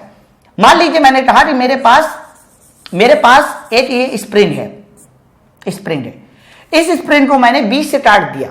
तो भाई ये बताओ, अगर इस स्प्रिंग को 20 से काट दोगे, बहुत ध्यान से सुनना, 20 से काट दोगे, तो 20 से काट दोगे, तो मैंने 20 से काट दिया, तो सवाल तुमसे पूछा जाएगा कि बताइए इसकी स्टिफनेस पर क्या प्रभाव पड़ेगा। तो मान लीजिए इसकी जो पहले जो स्टिफनेस थी वो K थी, और मुझे ये वाली स्टिफनेस मतलब K1 और ये वाली स्टिफनेस मतलब K2 चाहिए, कि अगर 20 से काट दिया जाएगा तो बताइए इनकी स्टिफनेस पर क्या प्रभाव पड़ेगा। ठीक है, तो इसको समझने के लिए पहले एक कॉन्सेप्ट आपको पता होना चाहिए। कॉन्सेप्ट ये होता है कि किसी भी स्प्रिंग की जो स्टिफनेस होती है K, वो उसके लूप के इनवर्सली प्रोपोर्शनल होती है, नंबर ऑफ लूप के इनवर्सली प्रोपोर्शनल होती है। इस बात को हमेशा ध्यान रखना, जो भी आपकी स्टिफनेस होगी उसमें जो नंबर ऑफ लूप होंगे उसके इनवर्सली प्रोपोर्शनल होगी। इनवर्सली प्रोपोर्शनल का मतलब ये है कि जिसमें नंबर ऑफ लूप ज्यादा होंगे उसकी स्टिफनेस कम होगी, और जिसमें नंबर ऑफ लूप कम होंगे उसकी स्टिफनेस ज्यादा होगी। ठीक है, ये 2 पॉइंट पहले याद करके रखो। हालांकि ये चीज आपके लेवल से थोड़ा सा आउट की है, लेकिन आपको याद होनी चाहिए क्योंकि क्वेश्चन आ चुका है। ठीक है, तो ध्यान रखना, जो आपकी स्टिफनेस होती है वो नंबर ऑफ लूप की इनवर्सली प्रोपोर्शनल होती है। अब सवाल ये कि मैंने इसको काटा कैसे, तो थोड़ी देर के लिए मान लीजिए कि यहां पर जो नंबर ऑफ लूप थे पहली वाली स्प्रिंग में, जो आपकी ये वाली स्प्रिंग थी, इसमें नंबर ऑफ लूप 10 थे, लेकिन जब मैंने काटा तो 20 से काटा, यानी यहां पर नंबर ऑफ लूप मैंने 5 किए, तो यहां के भी नंबर ऑफ लूप कितने हो जाएंगे, 5 हो जाएंगे। तो दोनों को मैंने 20 से काटा, तो बताइए 20 से काटा तो नंबर ऑफ लूप मैंने आधा किया ना, नंबर ऑफ लूप क्या किया, आधा। तो जैसे नंबर ऑफ लूप आपने आधा किया तो स्टिफनेस क्या हो जाएगी, डबल हो जाएगी। इसका मतलब ये वाली स्टिफनेस जो है 2T आएगी, और ये वाली भाई यहां भी देखिए नंबर ऑफ लूप आधा हुआ, तो नंबर ऑफ लूप यदि आधा हुआ तो स्टिफनेस हमारी डबल हो जाएगी, 2T हो जाएगी। बोलो भाई, बात सब क्लियर है ना। तो अगर आप किसी स्प्रिंग को ऐसा काटते हो कि आधा कर दो, तो उनकी जो स्टिफनेस होती है, कड़ापन होता है सर, वो डबल हो जाता है। ठीक है, एक तो ये वाला क्वेश्चन बड़ा पूछा जाता है। इसी तरह का एक और क्वेश्चन आता है, मैं उसको भी आपको बता देता हूं कि अगला क्वेश्चन क्या है। तो अगला क्वेश्चन मेरा ये है कि सर मान लीजिए इस बार मैंने आधा आधा नहीं किया, इस बार मैंने आधा आधा नहीं किया। मेरे पास एक बहुत बड़ी स्प्रिंग थी, मैंने इसको 3 पार्टों में डिवाइड किया, 3 इक्वल पार्टों में डिवाइड किया। मतलब इनको मैंने कुछ इस प्रकार से काटा कि जो नंबर ऑफ लूप है ना, वो बराबर बराबर 3 पार्टों में डिवाइड हो जाते हैं, बराबर बराबर 3 पार्टों में डिवाइड हो जाते हैं। यानी नंबर ऑफ लूप को तिहाई कर दिया, 1 तिहाई कर दिया। तो 1 तिहाई लेने के लिए मुझे क्या करता हूं कि यहां पर नंबर ऑफ लूप 30 मान लेता हूं, 30। तो बताइए यहां पर नंबर ऑफ लूप कितने माने जाएंगे, सर यहां पर n1 बराबर 10, 1 तिहाई किया है ना, सर यहां पर n2 बराबर 10 और यहां पर n3 बराबर 10। तो तीनों नंबर ऑफ लूप मैंने 1 तिहाई कर दिए। तो बताइए अगर यहां पर स्टिफनेस K है, अगर यहां पर स्टिफनेस K है, तो तुमसे क्वेश्चन पूछा जाएगा कि यहां पर K1 कितना होगा, यहां पर K2 कितना होगा, यहां पर K3 कितना होगा, ये ऐसा क्वेश्चन आएगा। ठीक है, तो बताइए पहले मैंने नंबर ऑफ लूप को 1 तिहाई किया ना। अगर ये बताओ स्टिफनेस K का फॉर्मूला मैंने अभी बताया, जो स्टिफनेस K होती है वो डायरेक्टली प्रोपोर्शनल 1/n होती है। n को तुमने 1/3 किया, अगर 1/3 n हुआ, 1/3 तो 1/3 ऊपर जाएगा तो स्प्रिंग की जो स्टिफनेस होगी वो 3 टाइम्स हो जाएगी। तो नई वाली जो स्प्रिंग हो जाएगी सर वो 3K और 3K हो जाएगी। ठीक है, तो आप इस बात को पहले समझो चल क्या रहा है। तो चल ये रहा है कि यदि स्प्रिंग को तुमने आधा आधा किया तो स्टिफनेस डबल हो जाएगी। स्प्रिंग को तुमने 1/3 किया तो स्टिफनेस 3 गुनी हो जाएगी। स्प्रिंग को तुमने 1/4 किया तो स्टिफनेस 4 गुनी हो जाएगी। ये चल रहा है एक्चुअली में। लेकिन क्या इसके अलावा क्वेश्चन नहीं बन सकता? क्या क्वेश्चन बहुत अच्छा बन सकता है। आगे देखिए अगली स्लाइड में। सर मैंने आप ये बताओ कि सर एक बात बताओ, तुमने अभी आधा किया, 1/3 किया, 1/4 किया, ये सवाल तो बच्चे लगा लेंगे, ये सवाल तो बच्चे लगा लेंगे। अब थोड़ा बढ़िया सवाल देखिए। बढ़िया सवाल ये है कि मेरे पास पहले ये स्प्रिंग थी जिसमें नंबर ऑफ लूप थे। इसमें जो नंबर ऑफ लूप थे सर वो 20 थे। इसमें नंबर ऑफ लूप थे सर 20। लेकिन इस बार मैंने इसको 3 पार्टों में काटा। इस बार मैंने इसको फिर से 3 पार्टों में काटा। बहुत ध्यान से देखिएगा, बहुत ध्यान से देखिएगा। जादू होने वाला है भाई आप सबके सामने। मजा ना आ जाए तो बताइएगा। 20 आपके लूप थे और इसको मैंने 3 पार्टों में काटा। पहला पार्ट ये रहा, दूसरा पार्ट ये रहा और तीसरा पार्ट ये रहा। लेकिन यहां पर जो नंबर ऑफ लूप है N1 है सर इस बार 5 है। N2 जो है सर वो 8 है और 8 5 13, तो बचा कितना N3 सर 7 है। तो बताइए इनकी जो स्टिफनेस होगी K1 होगा सर वो कितना होगा, यहां जो K2 होगा वो कितना होगा, यहां जो K3 होगा वो कितना होगा। ये है सवाल मेरा। यानी इस बार सर आपने बराबर नहीं काटा, बराबर नहीं काटा। तो ये बताइए अगर इस बड़ी वाली की स्टिफनेस K है, बड़ी वाली की स्टिफनेस K है, तो बताइए K1 कितना होगा, K2 कितना होगा, K3 कितना होगा इन टर्म ऑफ, ध्यान दीजिएगा, इन टर्म ऑफ K। बड़ा ही आसान सवाल है। पहले बताओ आपने स्प्रिंग को काटा ना, तो ये जो भी K1 आएगा वो K से बड़ा होगा। सीधी सी बात है, K से क्या होगा, बड़ा होगा। और आपके पास भाई आप कैलकुलेशन तो इसकी और इसकी कर रहे हैं ना, तो बेचारे इन दोनों ने क्या काम, तो कैलकुलेशन इनकी और इनकी कर रहे हैं। और आपने इनसे जब इसको बनाया तो काटा, और काटने से स्टिफनेस बढ़ जाती है। तो ये जो टोबी K1 आएगा वो श्योर K से ज्यादा आएगा। और K से तभी ज्यादा आ सकता है जब K लिख दो है। और याद देखो 20 है, यहां पर 5 है, तो 20/5 करोगे कि 5/20 करोगे। तो किसी बच्चे ने कहा सर 5/20 कर दो। अरे भैया 5/20 करोगे तो K1 का मान K से छोटा नहीं आ जाएगा। तो बड़ा लाने के लिए मुझे यहां क्या करना पड़ेगा सर, 20/5 करना पड़ेगा। आंसर खटाक से आ गया सर। आंसर देखिए 20/5 कितना हो जाएगा आपका, तो 20/5 हो जाएगा 4। तो यहां से जो K1 आ जाएगा सर, K1 की वैल्यू आ जाएगी 4K। आंसर आ गया। K2 निकालना मुझे। अब बताओ जो भी टाटा है ना, अभी भी टाटा है ना, यानी यहां नंबर ऑफ लूप कम है तो यहां की स्टिफनेस ज्यादा होगी। तो ज्यादा होगी तो ज्यादा कब आएगा, जब K लिखोगे और 20/8 करोगे कि 8/20 करोगे। सोचो, तो 20/8 कर दो, 20/8 कर दो। अब 20/8 को अगर मैं 4 से कैंसिल करूं तो 4 पंचे 20, 4 दूनी 8। तो मैं कह सकता हूं कि यहां से जो K2 का मान आएगा सर वो 5/2K आ जाएगा, श्योर एकदम। यहां बताइए, यहां पर भी तो काट के 7 नंबर ऑफ लूप किया, तो ये जो भी K3 आएगा ना सर वो K से ज्यादा आएगा। और K से ज्यादा आएगा तो मैं कह सकता हूं कि K3 का मान K कीजिए पहले तो, और K से ज्यादा लाना है इसलिए मैं तुरंत 20/7 कर दूंगा, है ना। तो देखो अगर नंबर ऑफ लूप बराबर नहीं कटते, लॉजिक बड़े आसान है, लगा दीजिए आंसर आ जाएगा। बोलो भाई बात सब क्लियर है ना। तो तीनों स्लाइडें वेरी इंपॉर्टेंट है। तो चलिए देखिए मेरे एसएचएम में जो अगली हेडिंग है वो है टाइप्स ऑफ वाइब्रेशन। एक्चुअली में जो टॉपिक है ना ये थोड़ा सा स्टैंडर्ड लेवल का है, लेकिन आने लगे हैं इससे क्वेश्चन भी, इसलिए मैं ये वाला टॉपिक को लेके आया हूं। इसको बोलते हैं टाइप्स ऑफ वाइब्रेशन, या फिर आप टाइप्स ऑफ ऑसिलेशन भी कह सकते हैं, या फिर टाइप्स ऑफ पीरियोडिक मोशन भी कहा जा सकता है। ये 3 तरह के होते हैं, आपको बता दें।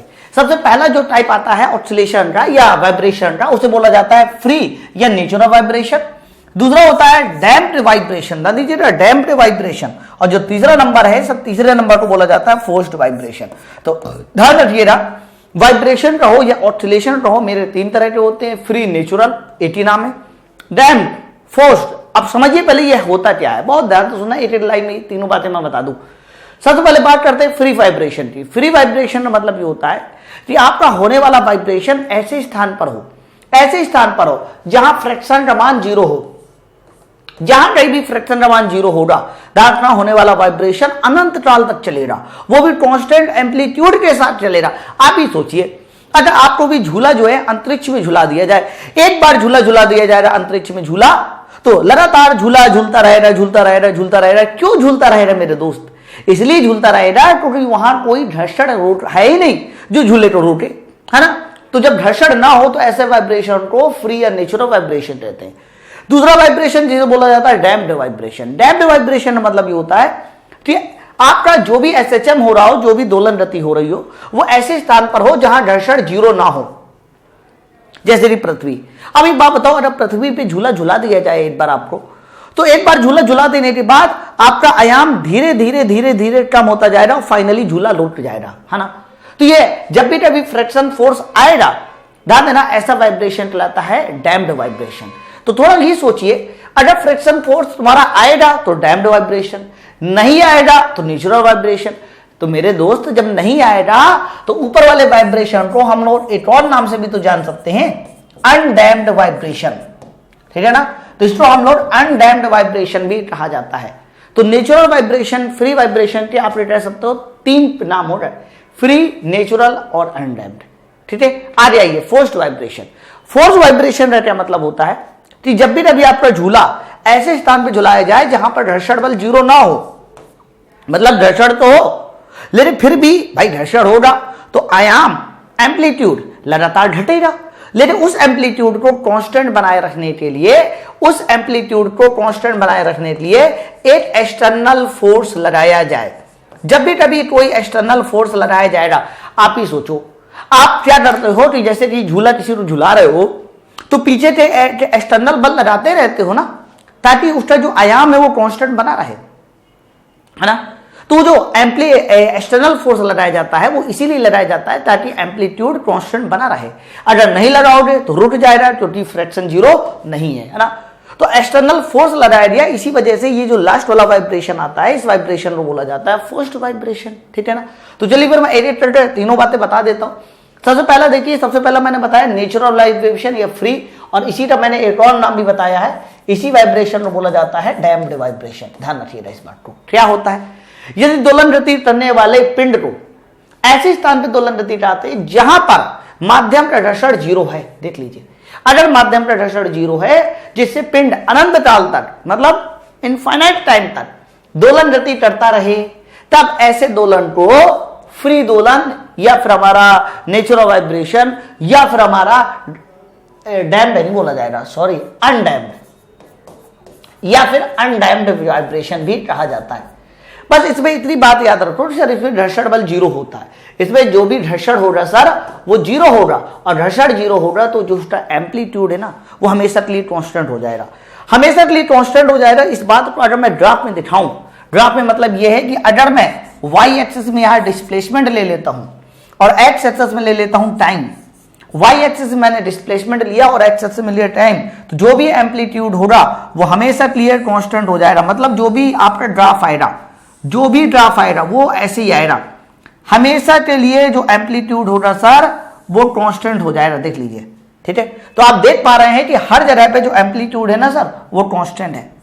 ये भी एम्पलीट्यूड ए है, ये भी एम्पलीट्यूड ए है, उसके बाद आगे वाले जितने भी एम्पलीट्यूड होंगे वो सब के सब ए होंगे, मतलब एम्पलीट्यूड तुम्हारा कांस्टेंट होगा। क्यों कांस्टेंट हुआ? क्योंकि सर फ्रैक्शन की वैल्यू सर जीरो है, और जब भी कभी फ्रैक्शन जीरो होगा तो ऐसा वाइब्रेशन मेरा फ्री या नेचुरल वाइब्रेशन कहलाता है। एम्पलीट्यूड हमेशा कांस्टेंट रहेगा, ठीक है ना। चलिए आगे बात करते हैं नेक्स्ट क्वेश्चन की ओर। अगला देखिए, अगला है डैम्प्ड वाइब्रेशन। मैंने बताया डैम्प्ड वाइब्रेशन ऐसे वाइब्रेशन को बोला जाएगा जहां पर माध्यम का घर्षण काम कर रहा हो वो जीरो ना हो, वो जीरो नहीं होना चाहिए, है ना। तो यदि दोलन गति करने वाले पिंड को ऐसे स्थान पर दोलन गति कराते हैं जहां पर माध्यम का घर्षण जीरो ना हो, बताइए, अगर माध्यम का घर्षण जीरो नहीं है तो पिंड का जो आयाम होगा, एम्पलीट्यूड होगा, वो लगातार घटता जाएगा, और लगातार घटता जाएगा तो पिंड अंत में रुक जाएगा, श्योर एकदम रुक जाएगा। और आप कह सकते हो ऐसे दोलन को बोला जाता है डैम्ड वाइब्रेशन या डैम्ड दोलन, ठीक है। इस बात का ग्राफ भी मुझे यहां खींचना पड़ेगा, तो ग्राफ को दिखाने के लिए मैंने क्या किया है कि वाई एक्सिस में डिस्प्लेसमेंट वाई ले लिया और एक्स एक्सिस में मैंने अपने आप को टाइम को ले लिया, तो ये हमारा एक्स एक्सिस में टाइम हो गया।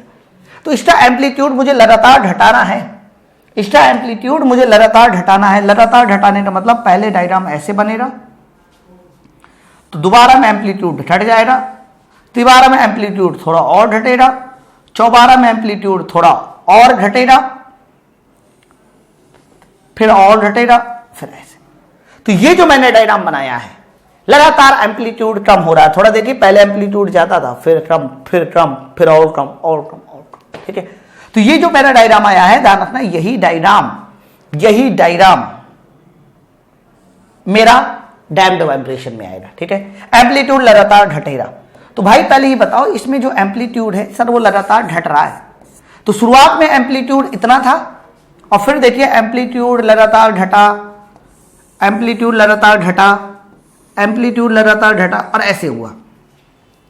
तो जो मैंने ब्लू लाइन खींची, ये एम्पलीट्यूड के घटने को दिखा रही है, मैं आपको बता दूं, और ये एम्पलीट्यूड को घटने को दिखा रही है। और कई बार क्वेश्चन आता है कि जो ब्लू लाइन आपने खींची है, ये ब्लू लाइन, ये ब्लू लाइन, ये ब्लू लाइन यानी एम्पलीट्यूड का घटना किस फंक्शन में होता है, किस फंक्शन में होता है। तो ध्यान रखना, एम्पलीट्यूड का जो घटना होता है ना, ये घटना, तो ये घटना आपका, ये आपका कमी, ये एक्सपोनेंशियल फंक्शन में होता है। एक्सपोनेंशियल, एक्सपोनेंशियल का मतलब होता है चरघातांक, ठीक है, जिसे आप लोग e की पावर माइनस एक्स के पदों में दिखाते हैं। e की पावर माइनस एक्स इसलिए मैंने लिया क्योंकि ये लगातार घट रहा है, ठीक है ना। और सुनिए, थोड़ा आप गौर से देखिए, तो पहले एम्पलीट्यूड बहुत तेजी घटा, फिर थोड़ा और धीमे घटा, फिर और धीमे, और फिर लगभग कांस्टेंट हो गया। तो हमेशा ध्यान रखना, जो एम्पलीट्यूड घटता है ना, वो पहले तेज घटता है और बाद में धीमे घटता है। अगर कोई पूछे कि एम्पलीट्यूड कैसे घटता है, तो ध्यान रखना, पहले तेज और बाद में धीमे, बाद में धीमे। अच्छा, कुछ लोग इस धीमे को कांस्टेंट भी कह देते हैं, मतलब बाद में इतना ज्यादा धीमे घटता है, इतना ज्यादा धीमे घटता है कि पहले तेज और बाद में कांस्टेंट भी बोल देते हैं। लेकिन कांस्टेंट एक्चुअली में होता नहीं है, क्योंकि आगे चल के हमारा एम्पलीट्यूड जो है वो जीरो होना ही होना है, बॉडी रोटेट जरूर, ठीक है। तो फंक्शन जरूर याद रखना, एक्सपोनेंशियल फंक्शन होता है और घटता कैसे, पहले तेज बाद में धीमे, ठीक है।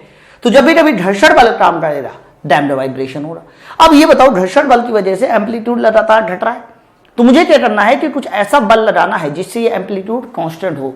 और जब ऐसा बल लगाया जाता है जिससे ये एम्पलीट्यूड कांस्टेंट हो जाए, बस ऐसा ही वाइब्रेशन कहलाता है तुम्हारा फोर्स्ड वाइब्रेशन। आप समझते हैं फोर्स्ड वाइब्रेशन क्या है? यदि दोलन गति करने वाले पिंड को ऐसे स्थान पे दोलन गति कराते हैं जहां पर माध्यम का घर्षण जीरो हो, जीरो, परंतु आयाम को नियत बनाए रखने के लिए एक बाह्य आवर्ती बल लगाते हैं, बाह्य एक्सटर्नल फोर्स लगाया जाएगा, बाह्य आवर्ती बल लगाया जाएगा, जिससे पिंड का आयाम नियत हो जाए। और जब पिंड का आयाम नियत हो जाएगा तो ऐसे दोलन को हम लोग फोर्स्ड वाइब्रेशन कहा जाएगा। लेकिन ये जो आयाम, एम्पलीट्यूड नियत बनाया जा रहा है, कांस्टेंट बनाया जा रहा है, ये बाई एक्सटर्नल फोर्स बनाया जा रहा है, इस बात को ध्यान रखना, बाई एक्सटर्नल फोर्स बनाया जा रहा है। और बाई एक्सटर्नल फोर्स बनाए जाने की वजह से ही ये मेरा फोर्स्ड वाइब्रेशन कहलाएगा, ये मेरा फोर्स्ड वाइब्रेशन कहलाएगा, ठीक है। और फोर्स्ड वाइब्रेशन कहलाएगा तो आप ये कह सकते हो, इसमें देखिए हर जगह जो एम्पलीट्यूड होगा, इसका जो एम्पलीट्यूड हर जगह होगा सर वो सेम होगा, एम्पलीट्यूड हर जगह सेम होगा, ठीक। तो ये तीन तरह के वाइब्रेशन भाई आपको पता होना चाहिए, ठीक है, समझ में आ गया होगा, ठीक। अब हमारी जो नेक्स्ट स्लाइड है, अगली स्लाइड देखते हैं, अगली स्लाइड क्या है। एक और मेरी स्लाइड छूट रही थी, मैंने इसलिए इसको बाद में ले लिया। ये आजकल आपके एग्जाम में पूछे जाने चुका है, कंपाउंड पेंडुलम, है ना।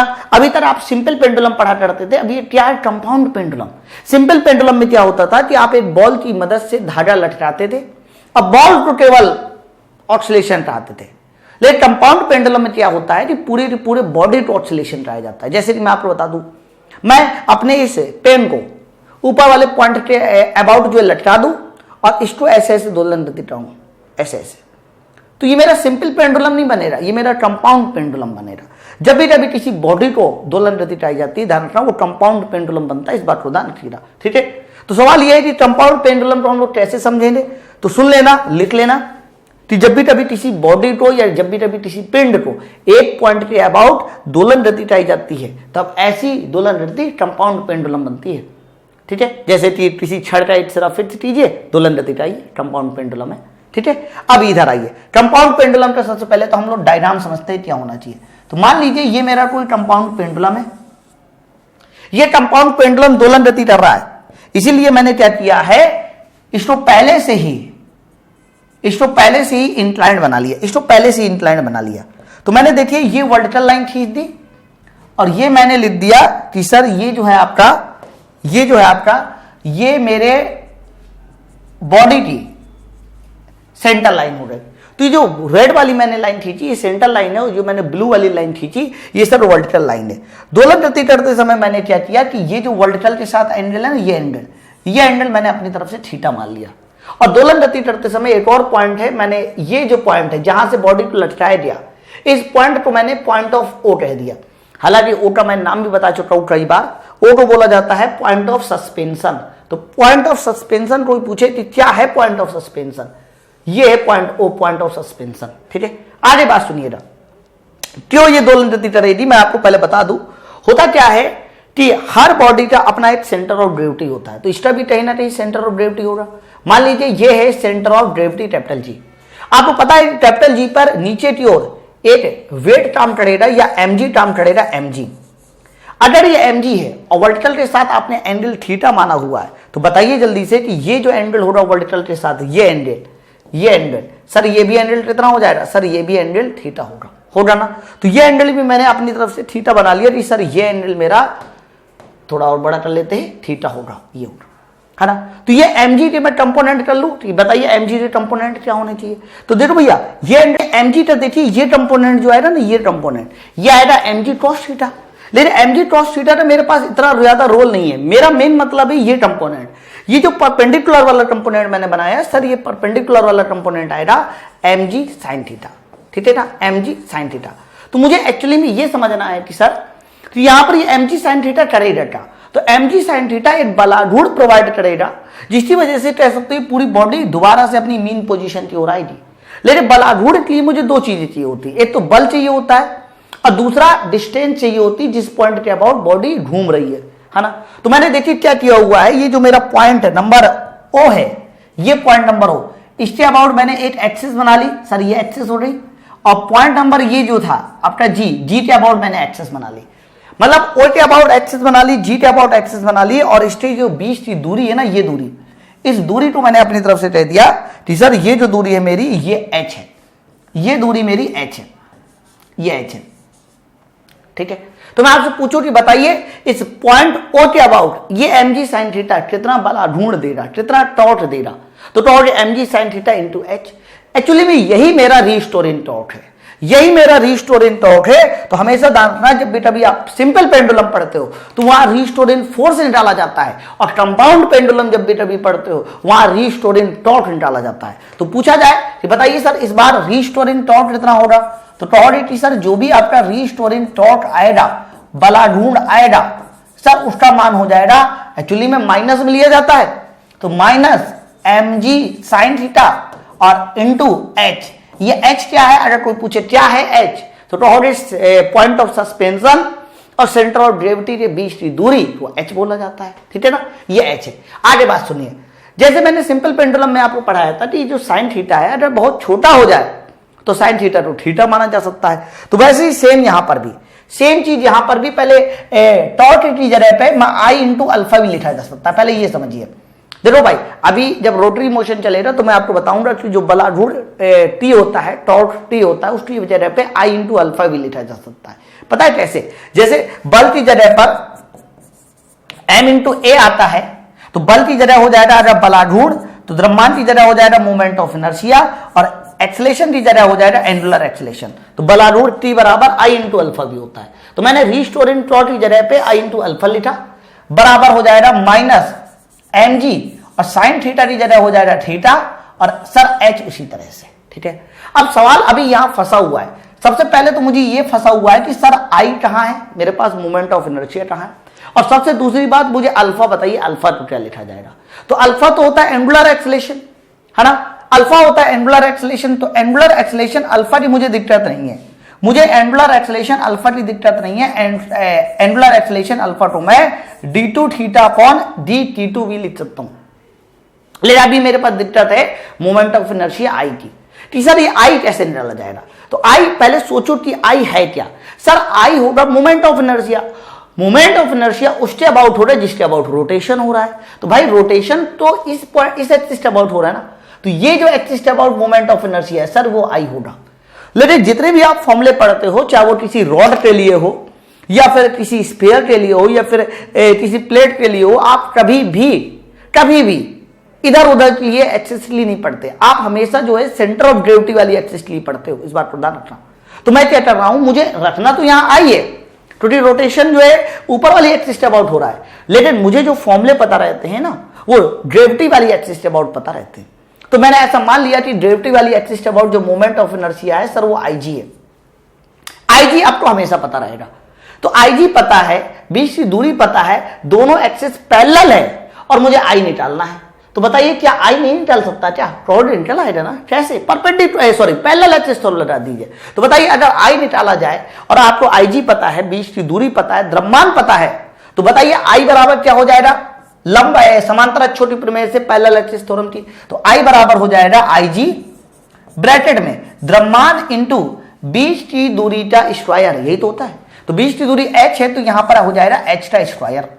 ठीक है, आगे बात करते हैं। सर आईजी की जगह क्या लिख सकते हैं, भाई आप लोग ये बताओ किसी भी बॉडी का जो मोमेंट ऑफ इनर्शिया होता है आईजी, सर उसकी जगह पे m kg स्क्वायर, भाई kg इसलिए लिखा मैंने क्योंकि ग्रेविटी वाली एक्सिस अबाउट है इसलिए, और चाहो तो स्मॉल kg ना लिखकर आप इसमें कैपिटल kg लिख दीजिए प्लस mh स्क्वायर। कोई पूछे ये kg क्या है, इसे बोला जाता है रेडियस ऑफ जाइरेशन। जो मोमेंट ऑफ इनर्शिया आई का फॉर्मूला होता है वो होता है एम के स्क्वायर और के होता है रेडियस ऑफ जाइरेशन, लेकिन ये आईजी है इसलिए एम के जी। तो बताइए दोनों से मैं अगर कॉमन ले लूं एम का, तो अंदर जो बचेगा वो बचेगा के जी स्क्वायर और प्लस एच स्क्वायर। तो मेरे पास देखिए जो दो प्रॉब्लम्स थी, एक तो अल्फा की और दूसरी मेरी आई की, दोनों प्रॉब्लम सॉल्व हो चुकी है।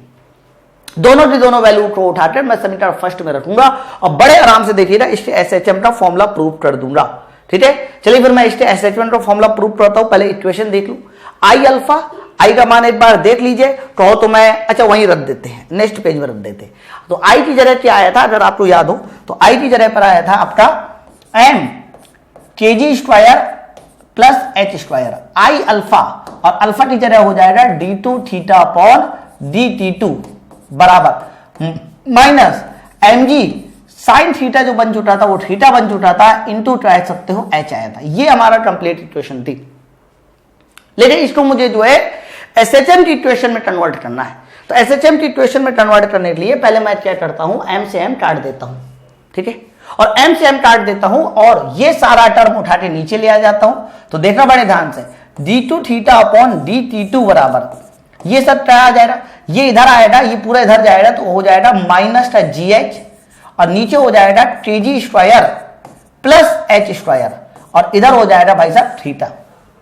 और ये पूरा टर्म अगर इधर लाया जाए तो देख लीजिए फाइनली मुझे एसएचएम की जो जनरल इक्वेशन होती है ना सर वो बन रही, एसएचएम की जनरल इक्वेशन बन रही। यहां पर प्लस हो जाएगा जी एच और नीचे हो जाएगा के जी स्क्वायर और प्लस एच स्क्वायर और थीटा बराबर 0। ये मेरे एसएचएम की जनरल इक्वेशन बन चुकी है। हालांकि एसएचएम की जो जनरल इक्वेशन लीनियर डिस्प्लेसमेंट में आती थी, एक्स या वाई में आती थी, इस बार ये एसएचएम की जनरल इक्वेशन एंगुलर डिस्प्लेसमेंट मतलब थीटा में आई है। इसकी जो गुणांक होता है ना सर ये ओमेगा स्क्वायर होता है। अगर ये ओमेगा स्क्वायर है तो बताइए अगर मैं कंपेयर कराऊं मतलब उससे कंपेयर कराऊं और कौन सी इक्वेशन से कंपेयर होगी, कंपेयर होगी D two theta upon D T two और प्लस हो जाएगा ओमेगा स्क्वायर थीटा बराबर 0 से, ये कंपेरिजन होगी। तो ओमेगा स्क्वायर बराबर इतना तो ओमेगा बराबर कितना, तो कहोगे अगर ओमेगा बराबर पूछा जाए तो ओमेगा बराबर हो जाएगा रूट में जी एच और नीचे कितना हो जाएगा सर, नीचे हो जाएगा के g square plus h square. लेकिन मुझे ओमेगा में इंटरेस्ट नहीं है, मुझे तो आवर्त काल में इंटरेस्ट है, टाइम पीरियड में इंटरेस्ट है ना। तो बताइए अगर मैं पूछूं टाइम पीरियड बराबर बताइए तो 2 पाई बटे टी करोगे, टी नीचे है तो उल्टा हो जाएगा 2 पाई और ये चीज भी उल्टी हो जाएगी। है ना। तो ये चीज उल्टी हो जाएगी तो अंदर आ जाएगा kg square plus h square और नीचे हो जाएगा gh। तो ये मेरे कंपाउंड पेंडुलम के लिए SHM का या कह सकते हो कि टाइम पीरियड का फॉर्मूला आता है। हो सके तो इसको याद कर लो। अभी मैं इस पर एक एग्जांपल आपको सॉल्व करके दिखाता हूं, फिर आपको समझ में आ जाएगा इसका एप्लीकेशन कैसे करना है। t बराबर 2 pi under root kg square plus h square और डिवाइड बाई होता है gh, डिवाइड बाई gh होता है, ठीक है ना। चलिए अब इस पर देखिए छोटा सा मैं एग्जांपल ले लेता हूं ताकि ये बात आपको समझ में आ जाए। बहुत ध्यान से देखना। मान लीजिए मैंने कहा कि मेरे पास कोई रॉड है, ये रॉड है, इस रॉड की जो लंबाई है आप इसकी लंबाई को L मान के चलो। सर इस रॉड की जो लंबाई है वो यहां से लेकर यहां तक ये L है और इस रॉड को मैंने क्या किया है, ऊपर वाला सिरा, ऊपर वाले सिरे के अबाउट जो है इसको ऐसे दोलन गति आ रहा हूं, ऐसे दोलन गति आ रहा हूं, ठीक है। तो बताइए सबसे पहले ये ऊपर वाला सिरा कौन सा पॉइंट हो जाएगा, तो पॉइंट नंबर O को बोला जाता है पॉइंट ऑफ सस्पेंशन। दूसरी चीज ये हो जाएगी यहां पर G हो रहा, यहां पर G हो रहा कैपिटल G। तो सबसे पहला जो काम होता है वो ये होता है यहां के या इसके अबाउट आपको ये O से लेकर G तक की दूरी क्या कहलाती है, H कहलाती है। ये भी आपको पता होना चाहिए। तो H कितना हो जाएगा, तो हो जाएगा पूरी लंबाई L है तो जो H हो जाएगा सर, H जो हो जाएगा सर वो L/2 के बराबर होगा। मुझे एक्चुअली में आवर्तकाल का मैं फॉर्मूला लिख देता हूं। पहले क्या आया था सर, आवर्तकाल का फॉर्मूला आया था 2 पाई, रूट में कितना था, रूट में था kg square plus h square और नीचे था gh, ये था फॉर्मूला। तो मुझे h तो पता चल गया 2 मिनट में, लेकिन अभी kg पता करना है। kg का मतलब होता है ये जो सेंटर ऑफ ग्रेविटी वाली एक्सिस है ना, ये जो सेंटर ऑफ ग्रेविटी वाली एक्सिस है इसके अबाउट जो भी मूवमेंट ऑफ इनर्शिया होगा उसको mk स्क्वायर के बराबर कर दो, सवाल सॉल्व हो जाएगा। तो याद कीजिए, अगर आपका अभी आगे चल के मैं भी आपको बताऊंगा, ऐसा नहीं है बिल्कुल भी। अगर पूछा जाए कि बताइए किसी रॉड का सेंटर ऑफ ग्रेविटी वाली एक्सिस के अबाउट जो मूवमेंट ऑफ इनर्शिया IG होता है उसका फॉर्मूला होता है ml स्क्वायर बटे 12, ml स्क्वायर बटे 12। लेकिन इसका जो जनरल फॉर्मूला होता है वो होता है m kg square, m kg square. तो ml स्क्वायर बटे 12 और m kg स्क्वायर को बराबर किया तो m से m कैंसिल। अगर पूछा जाए कि यहाँ kg स्क्वायर कितना आ गया तो कहोगे सर जो kg स्क्वायर आया ना वो L स्क्वायर बाई 12 आया। मुझे अंडर रूट नहीं लेना है, मुझे अंडर रूट नहीं लेना। एक्चुअली में क्यों नहीं लेना, क्योंकि यहां पर मुझे kg स्क्वायर ही तो रखना है, मुझे यार kg स्क्वायर ही तो रखना है, ठीक है। तो चलिए फिर मैं वैल्यू को पुट कराता हूं और देखिएगा बड़े ध्यान से वैल्यू कैसे पुट हो रही। अब मैं डायरेक्ट यहां पर वैल्यू पुट करा देता हूं। तो t बराबर हो जाएगा देखना 2 पाई रूट में kg स्क्वायर, kg स्क्वायर मतलब L square by 12, L square by 12 plus ये h स्क्वायर है तो h कितना था L/2, तो स्क्वायर करेंगे तो हो जाएगा L स्क्वायर बाई 4। नीचे सर कितना आ जाएगा, नीचे G और h की जगह अगर h की जगह बात देखी जाए तो h है सर L/2। तो मैंने सारी की सारी वैल्यू पुट करा दी, है ना। मेन फोकस हमारा ये होना चाहिए कि सर ये सॉल्व कैसे हो, है ना। तो बाकी आप इसको सॉल्व करा सकते हैं, लेकिन मैं अपनी तरफ से देखिएगा पूरा सॉल्व करा देता हूं। t बराबर बहुत ध्यान से देखना सर 2 पाई तो वैसे ही रहेगा, 2 पाई पे कोई भी फर्क नहीं पड़ेगा। लेकिन आप थोड़ा गौर से देखिए, ऊपर L स्क्वायर नीचे L, तो 8L से L उड़ गया श्योर एकदम। 1/12 1/4 तो 1/12 1/4 का यदि मैं एलसीएम लूं तो क्या होगा 12 एलसीएम होगा। अब 12 एलसीएम होगा तो 12 एकम 12 4 3 12 ऊपर आएगा 4। अब यकीन ना आए तो मैं अलग से जोड़ के भी बता देता हूं भैया, तो ऐसी बड़ी बात नहीं है। 1/12 प्लस 1/4 तो 12 का एलसीएम हो जाएगा 12 एकम 12 4 3 12 4/12 और 4/12 का मतलब 1/3 होता है। तो ये 1/3 बनेगा, लेकिन L/2 था तो जब L/2 था तो 2 ऊपर पहुंच जाएगा। तो सीधा सीधा जो आंसर आएगा सर वो 2 ऊपर हो जाएगा और L/3 यानी 3 नीचे आ जाएगा 4 3 12 और ऊपर 8L बचेगा और नीचे कह सकते हो 8G बचेगा। तो ये जो मेरा फॉर्मूला आया ना, ये फॉर्मूला मेरे उस समय आया किसी रॉड के लिए जब उसका एक सिरा फिक्स करके दूसरे सिरे को आप दोलन गति टाएंगे, है ना। तो बहुत ही आसान सा कॉन्सेप्ट होता है। सबसे पहले आप H डिसाइड करो। H का मतलब होता है पॉइंट ऑफ सस्पेंशन से सेंटर ऑफ ग्रेविटी के बीच की दूरी। कई बार ऐसा होगा कि पॉइंट ऑफ सस्पेंशन किनारे पर ना होकर थोड़ा अंदर हो तो भी कोई दिक्कत नहीं। H निकालो मेन फोकस और फिर kg निकालो, और kg निकालना है ml स्क्वायर बाई 12 बराबर m kg स्क्वायर से। और जैसे ही बराबर किया kg स्क्वायर आ गया, kg स्क्वायर का मान रख दिया, h स्क्वायर का मान रख दिया, दोनों की वैल्यू मैंने सॉल्व करा दी। सॉल्व करने के बाद ये आंसर आ गया। क्लियर है ना। तो ये जो आपके SHMT मेरी लास्ट हेडिंग थी, जिसको मैं कहता हूं कंपाउंड पेंडुलम, ये भी आपकी खत्म हो जाती है। ठीक है, तो भाई अभी तक जितने भी मैंने क्वेश्चन, अभी तक जितने भी कॉन्सेप्ट दिया, थ्योरी दी, इसके बाद अब आपके ऑब्जेक्टिव क्वेश्चन भी चलेंगे। ठीक।